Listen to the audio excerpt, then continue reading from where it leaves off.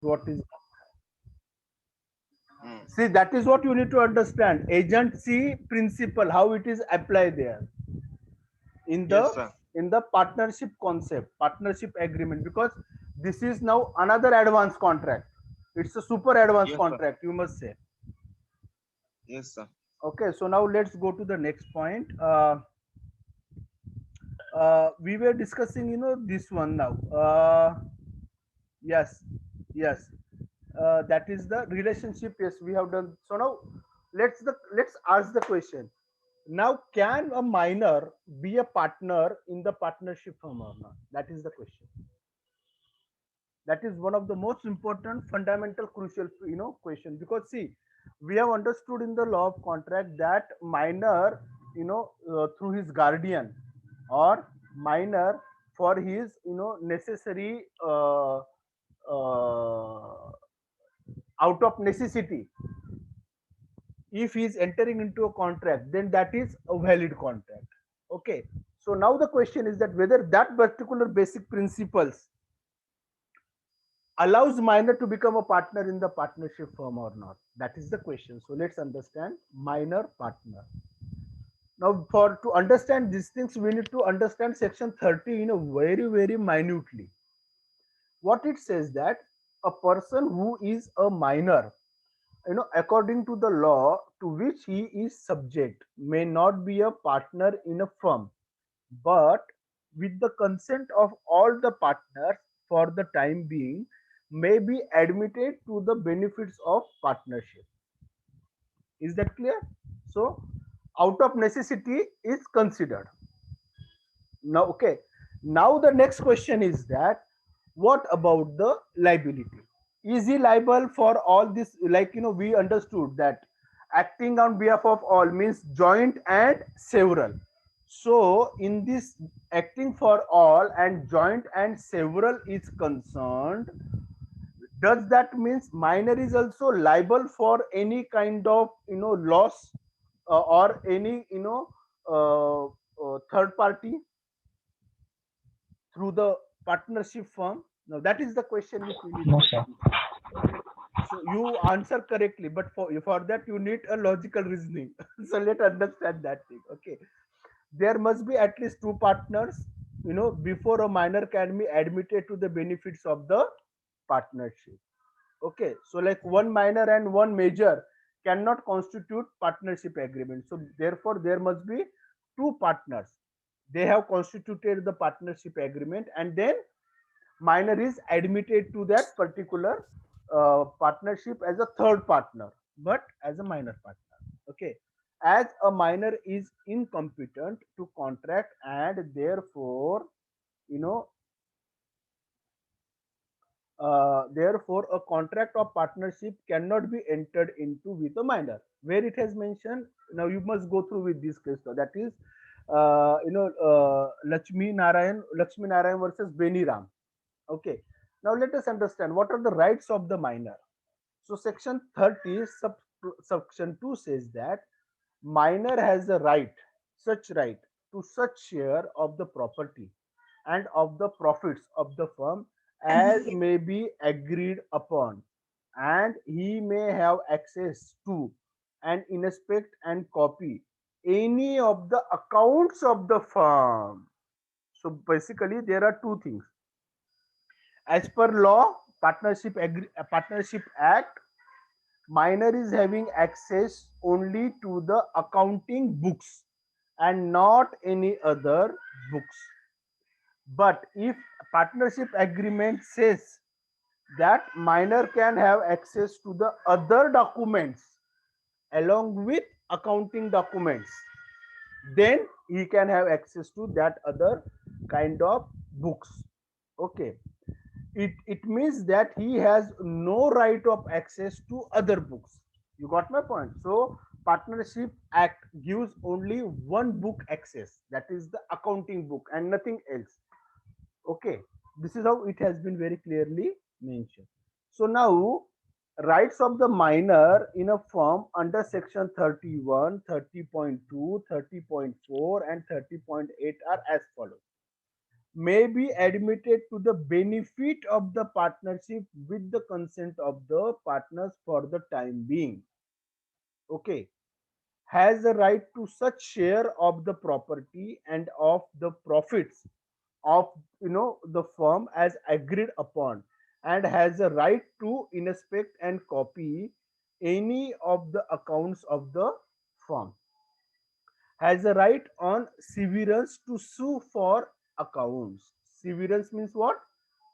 Now he is no more partner, he is getting detached from the partnership. Okay, and then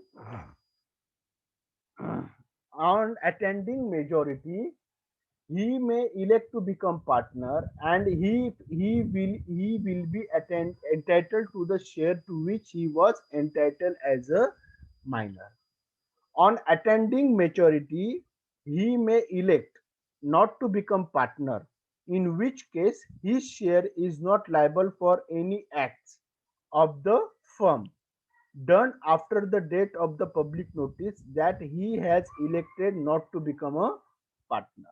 So these are the basically a fundamental rights that is been enjoyed by minor on becoming the minor partner till he attends the majority. The moment he attends the majority, now he has to take the call whether he want to become the partner or whether he do not want to become the partner. And either case, whether he want to become the partner or whether he do not want to become the partner, he has to give the public notice saying that what he has decided. That is important. Without that, you know there is a non-compliance of the section 30.8 is concerned. Okay, so now let's go to the next one. Minor's liability.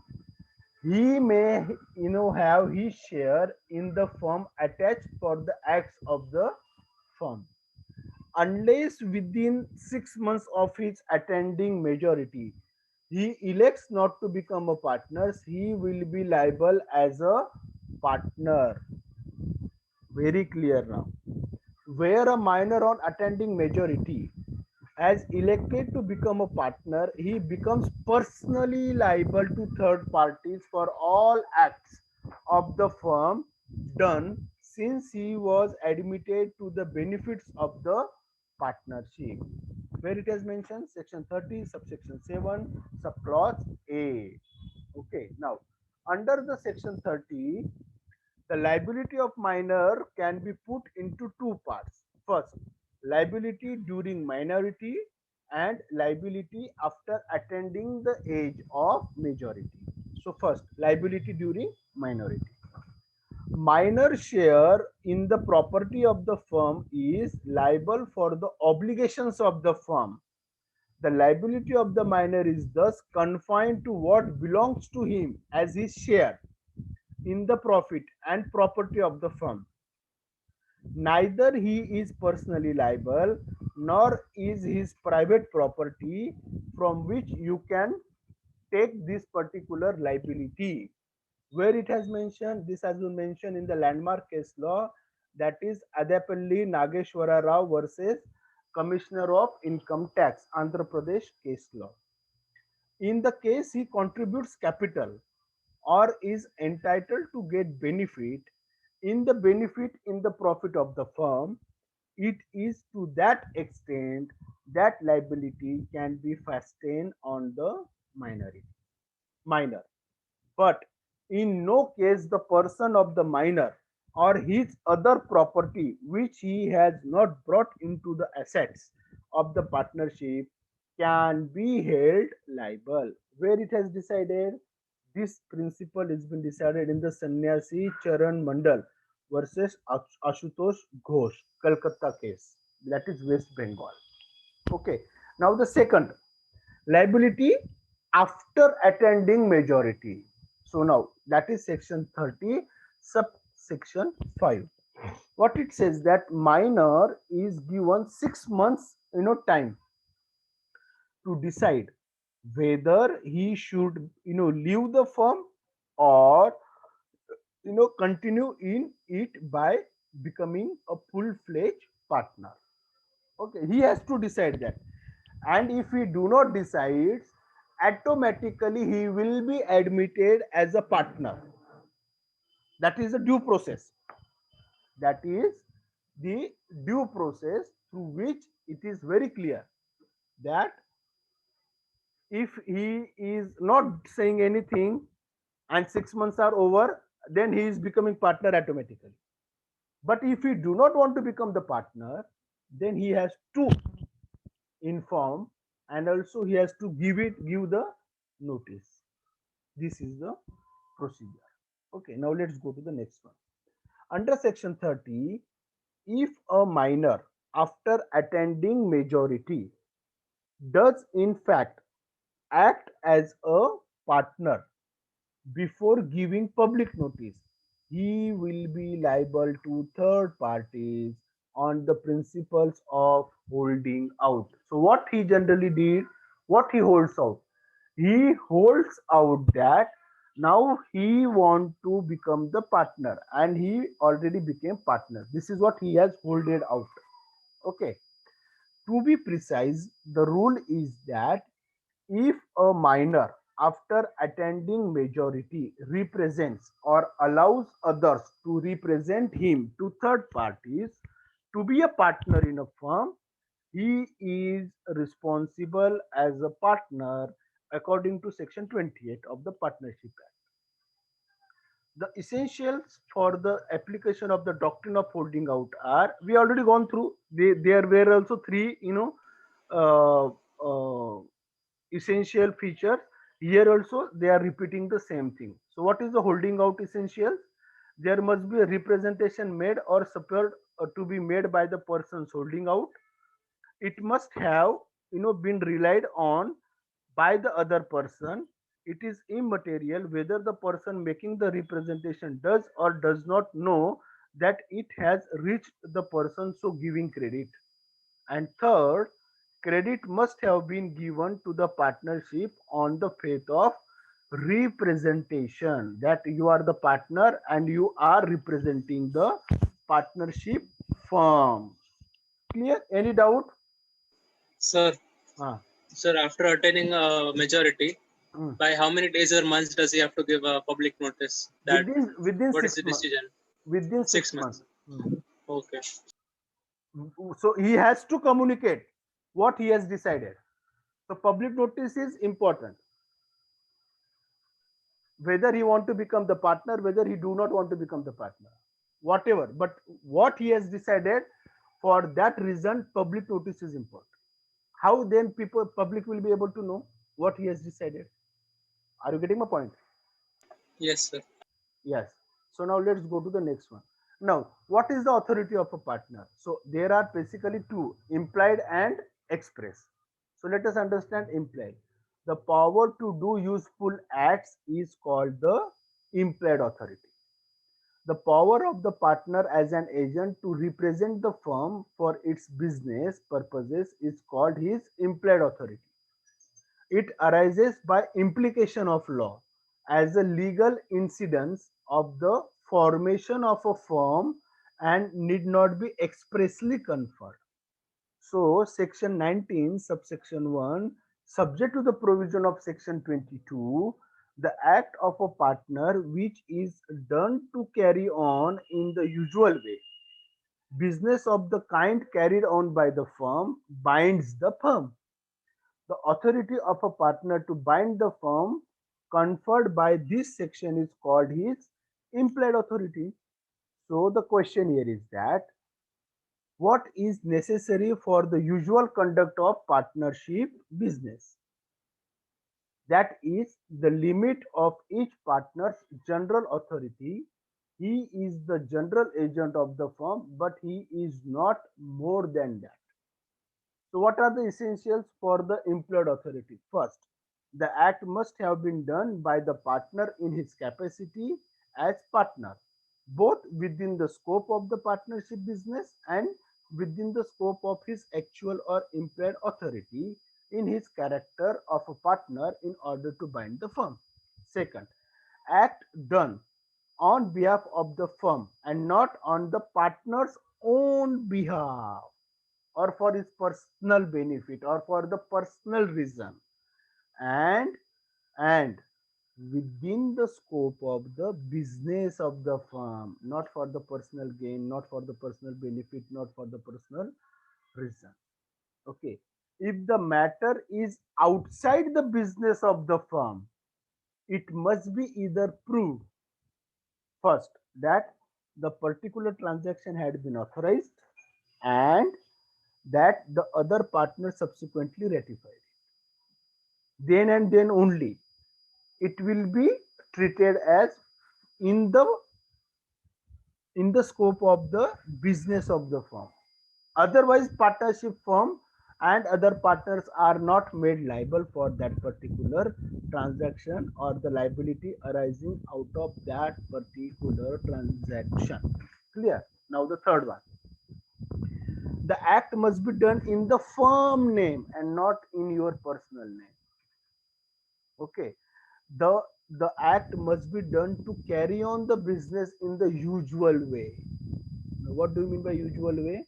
So must even evidently be determined by the nature of the business and by the practice of the person engaged in it, and act without which no business can be carried. Like example, every month you have to take the stock, report, and accordingly you have to place the order.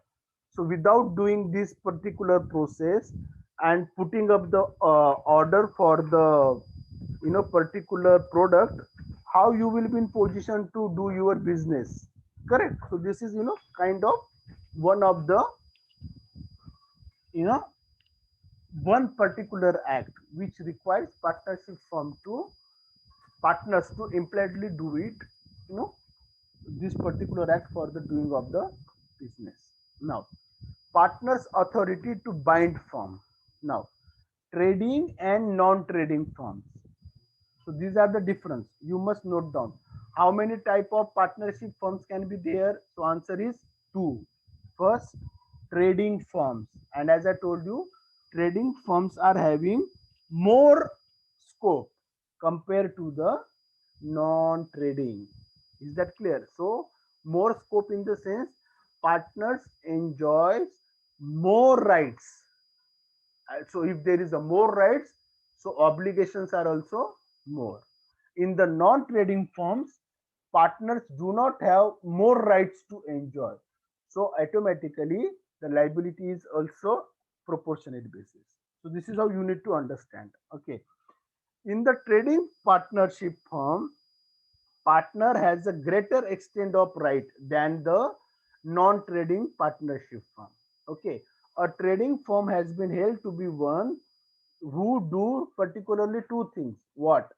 Buying, selling, or auctioning. If that is the business of the partnership firm, then that partnership firm is treated as a trading firm.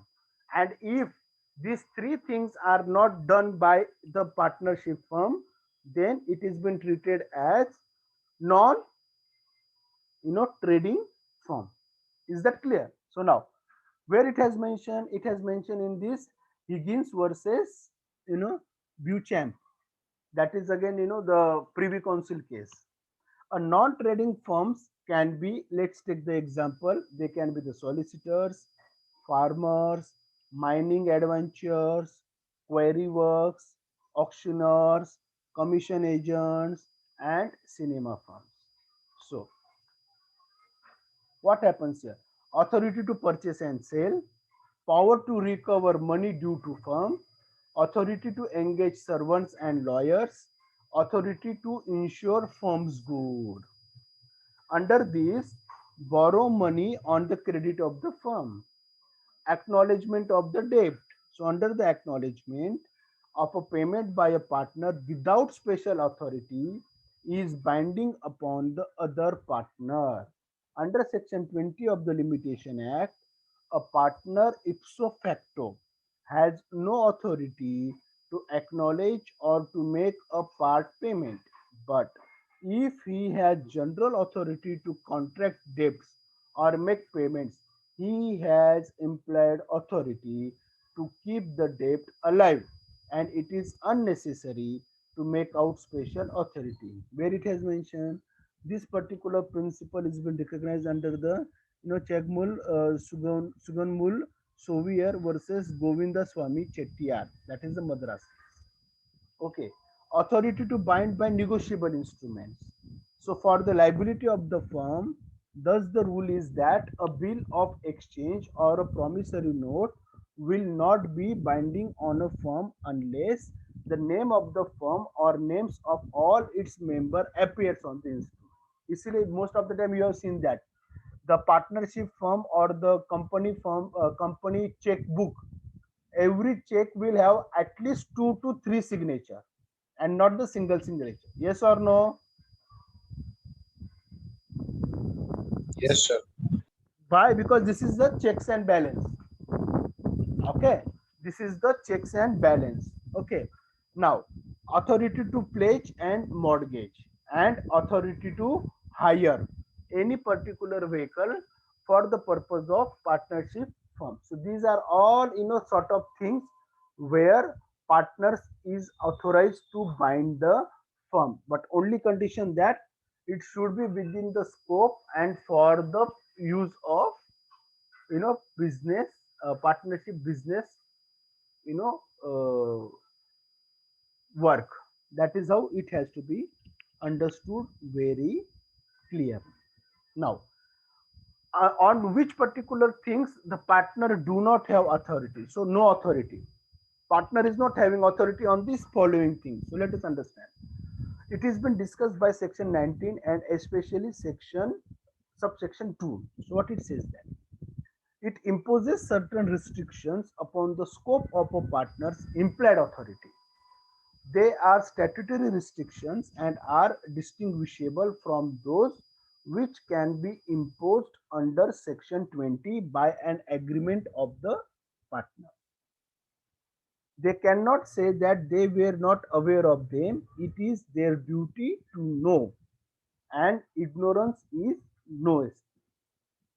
Where the implied authority is restricted by an agreement of the partners under section 20, the restrictions will be ineffective as against a person who contracted with a partner without knowledge of the restriction. Okay, so now we'll stop here and tomorrow we will discuss the remaining things. Okay, everyone please switch on your video. I'm going to take your attendance. Do it fast.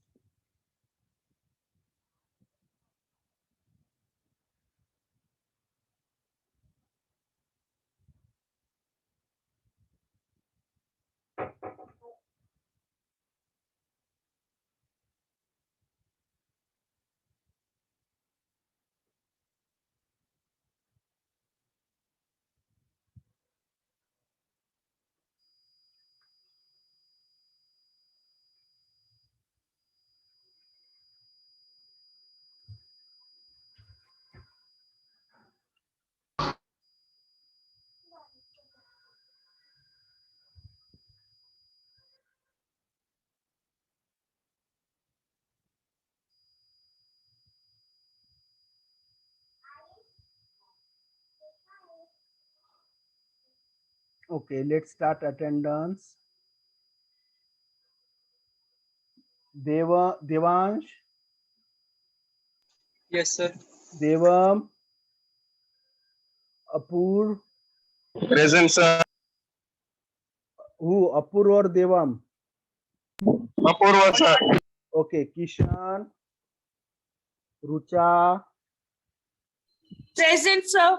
Rishi, Nilesh, Present, sir. Akanksha, Present, sir. Lisa, Present, sir. Naitik, Present, sir.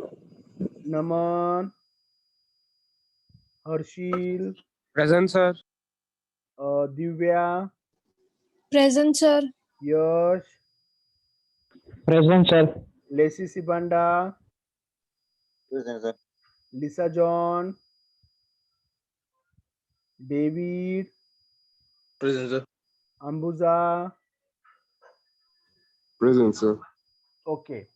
Now, Neha, Present, sir. Shabbir, Present, sir. Yatri, Jitendra, Ali, Karan. Present, sir. Who? Who is present? Ali. Okay. Jitendra. Ali is present. Yes, yes, I got Ali. Karan, Yagnesh, Amarjeet, Varda, Present, sir. Pinky. Present, sir. वर्दा किसको ठोका भाई? वो जिंदा है कि मर गया? Sir जिंदा है. अच्छा, मैं तेरे को तो कुछ नहीं होगा, मेरे को पता है, मेरे को सामने वाले का टेंशन था. Ayush. Present, sir. Okay. Vivek, Present, sir. Monika, Disha, Present, sir. Vishal, Henry, Present, sir. Isaac, Present, sir. Moses. I'm present, sir. Okay. Yashraj, Rishi, Junaid, Ibrees, Present, sir. Mogya, Present, sir. Yading, Antony. Is Present. okay. Is anyone left out for attendance? Okay. See you in the next class. Bye bye.